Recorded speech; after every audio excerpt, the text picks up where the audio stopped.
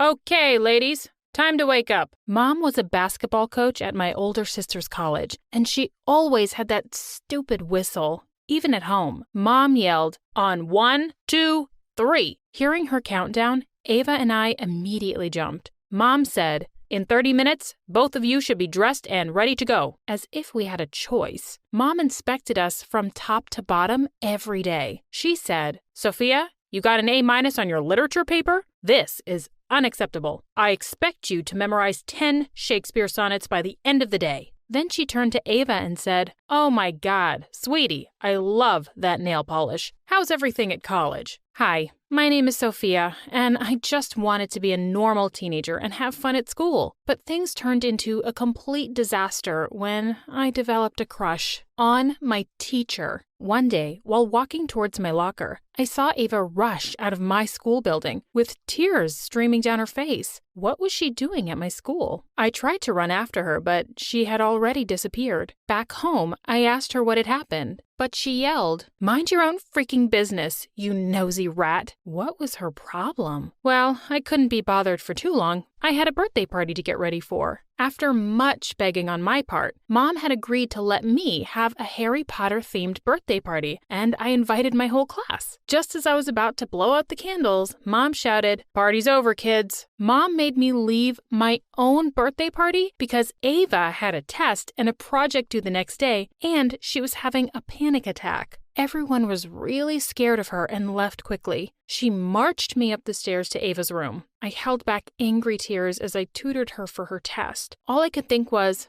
oh my God, this girl is stupid. She's never going to graduate or get a job or move out. Later that evening, Mom shouted from her room, "Sophia, come here." She said, "I need you to stay home and look after your sister tomorrow. She's clearly not feeling well." I told her that we had a forest trip tomorrow, but she said I had to cancel it because my sister needed me. This time, I put my foot down. I said, "No, Mom, you already ruined my birthday party. I've been waiting for that trip forever, and I'm going. Ava's not a baby anymore." Ava was about to graduate from college, but Mom sometimes made me feel like I was her babysitter. She was like her princess because she was the beautiful one, while she thought since I was the brainy one, she didn't have to worry or care about me. The next day, Mr. Johnson, our biology teacher, told us to draw a name from a bag to find a partner for a challenge he'd set, which was to find 3 ghost orchids. I almost screamed when I saw who my partner was. I blurted out, "Scott?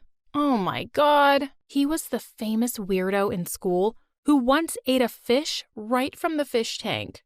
Patricia turned to Mr. Johnson and asked him if he was joining as well. Oh, I wish he would join us and be my partner instead. Imagine if he'd take off his shirt and swim in the creek, and then I'd join him in the water just to touch his glorious abs. Mr. Johnson asked, "Is there something on my face, Sophia?" I snapped out of my thoughts when I realized that everyone had already left for the hunt. I apologized and immediately caught up with Scott. I ignored him the whole time. We first saw an orchid in a bird's nest, but instead of taking it, Scott took out the egg, broke it, and ate the yolk. I shouted in disgust. "What the hell, Scott?" I went down a different path and saw another orchid buried in a tree trunk. I was about to take it out when I heard a low growl behind me. It was a huge black bear. I was paralyzed with fear until I heard a familiar voice. "Don't move. Stay calm. Most bears don't want to attack if you just stay still." Mr. Johnson, my savior! The bear came closer, and I swear I peed in my pants. I heard Mr. Johnson chuckle as the bear finally turned and ran away. Mr. Johnson asked me if I was okay, and I felt 100 butterflies fluttering in my tummy right at that moment. Suddenly, it started to rain really hard. He covered me with his jacket as we ran to the nearest shelter.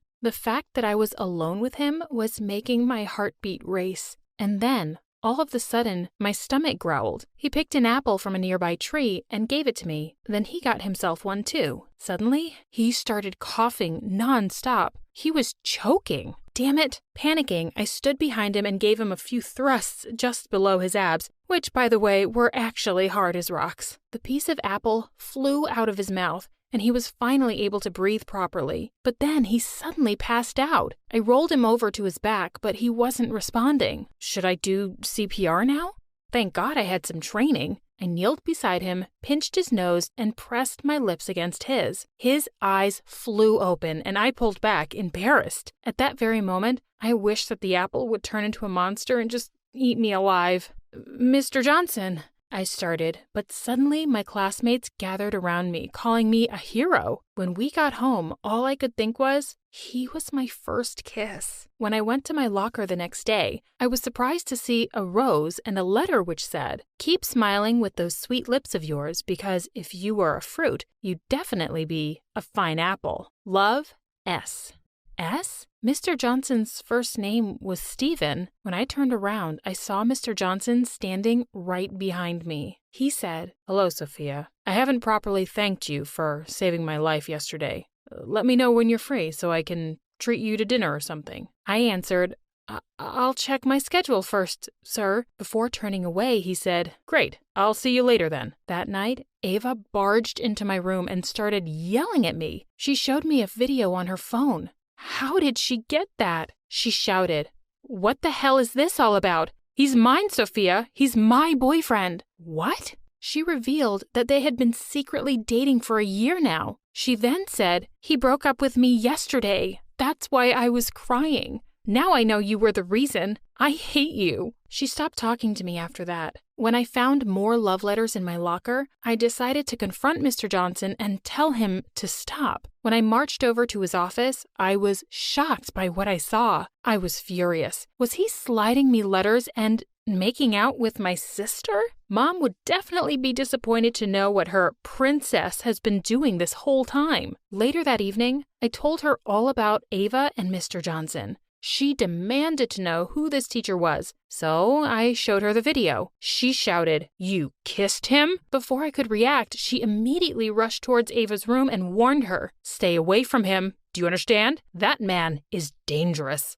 After that, Ava was still sneaking into my school to see Mr. Johnson, even though I reminded her about Mom's warning. I decided to find out more about him. I also tried to dig into Mom's Facebook and Instagram, but I didn't find anything related to him. One night, while I was looking for something in the attic, I found an old box in one corner with old albums. It was full of Mom's pictures with a younger man beside her who seemed like a gardener. And the crazy thing was, he looked a lot like Mr. Johnson. I flipped more pages, and it looked like they might have been lovers? Mom suddenly appeared and asked, "What are you doing here?" I demanded answers from her, and she finally gave in and started explaining. "Stephen was my first love." She said that when she was younger, she fell in love with their much younger gardener. "My parents wanted me to marry your dad, the son of their business partner." Mom said she stole my grandparents' jewelry and money and ran away to be with Mr. Johnson.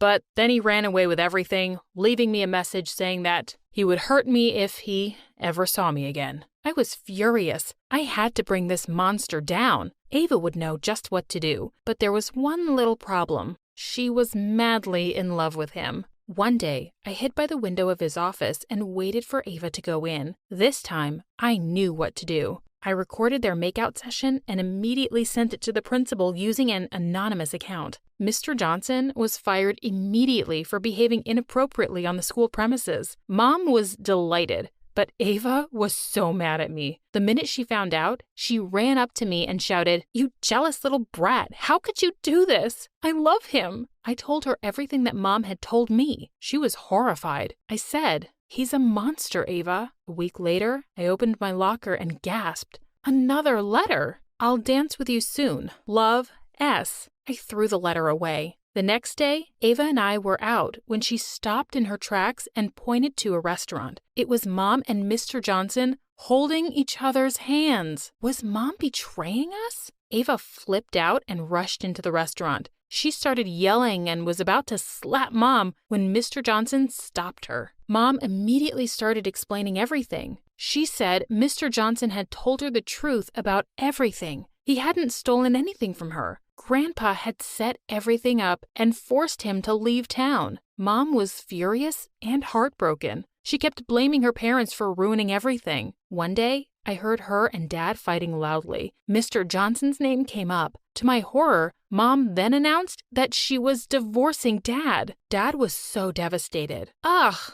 Look at what that pervert had done. I couldn't let him ruin our family. I tried to talk to Mom, but she just shouted, "Please, Sophia, leave me alone." I wanted to talk to Ava about this, but she wouldn't let me either. I tried to talk to Dad about it, but he just told me that everything would be fine soon. That night, I woke up to my parents' loud voices downstairs. Dad said, "See, I told you. He disappeared again. Why do you never learn?" Mom didn't answer. At school, rumors started to spread about how Mr. Johnson's neighbors had reported him missing. Scott said, "He's here. I can feel it." I told him to keep his weirdness out of this and walked off. I was pretty glad Mr. Johnson was gone. A week later, Ava and I were shocked when Mom and Dad announced that we were moving to another city. Dad explained, "Your mom and I think we need a fresh start. We're going to give our marriage a real chance." As we loaded our bags into the car, I heard an unusual sound coming from the distance. To my absolute surprise, it was Scott in a ridiculous outfit, riding a horse. Boy, he really was something else. Someone yelled, "Stop!" But wait, Scott wasn't alone. Sitting behind him was Mr. Johnson? Mr. Johnson yelled, "Don't you dare take her away from me, you lunatic. You locked me up in the basement of my own house." Dad burst into tears as some policemen charged over to arrest him. Scott told me that he'd been really curious about Mr. Johnson's disappearance, so he went around to his house to play detective. Mr. Johnson said Dad had come to talk to him about leaving Mom alone, but when he wouldn't agree, he got angry and knocked him out. Dad said, "I just wanted your love for all these years." Mom answered, "I tried, but I can't. I'm sorry." My heart broke for the both of them. But I guess the heart wants what the heart wants. A month later, at Patricia's party, someone tapped me on the shoulder. My jaw dropped upon seeing Scott. He looked different. Hot, actually. He asked, "Have you read my last letter?" I asked, "What letter?" And then it hit me. Oh my gosh, it was him all along. He said, "I'm sorry if I creeped you out. I just wanted you to notice me, but apparently it wasn't working." I turned to Ava to see her reaction. She gave me an approving nod as Scott led me to the dance floor. One day, after Scott had dropped by to give me some home-baked cookies, Mom said, "He really is such a sweet, sensible boy. Ava, why don't you ask him out? He'd be perfect for you." Ava said, "Meh, he's really not my type, but maybe a change wouldn't be such a bad thing." She knew Scott was into me. Like, hello, he just gave me cookies he made himself. I was going to take care of this before she made any move. I texted him, "Hey, Scott, movie and dinner tomorrow?" I instantly got a text back saying, "Yes." I texted back, "It's a date." Scott and I started dating over the next couple of months, while Mom finally decided to move in with Mr. Johnson. Mom convinced Ava and me to live with them. It was actually weird given our histories, but after the first few months, I started seeing Mr. Johnson as a father figure. Ava was barely talking to us and focused more on school. One night, Ava stormed in and showed us something that gave us the shock of our lives. A positive pregnancy test kit. She shouted at Mr. Johnson. "Welcome to fatherhood, Stephen," he shouted back. "No, it's a lie. You're crazy." Mom joined the shouting party. "Stop it. You both are disgusting." Mr. Johnson demanded another test to confirm her pregnancy. Ava said, "I already took the test. Don't try to run away from your responsibility." Mom was furious when she found the real pregnancy test kit under Ava's bed. It was negative. The one that she showed us was fake. Ava flipped out and shouted at her. "It can't be. Stephen is mine."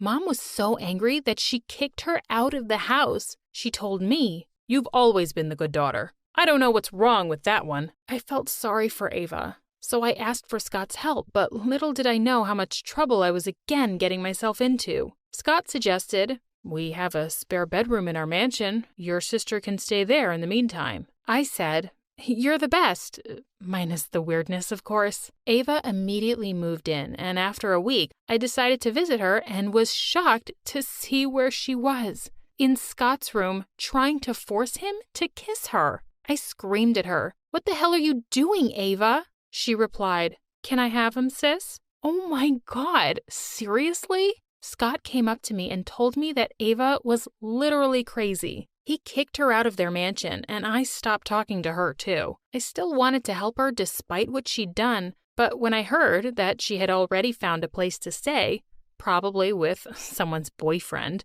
I decided to just keep things the way they were. My mom's with my old crush, my dad's in jail, and my sister is a psycho. But at least I have my own knight in shining armor.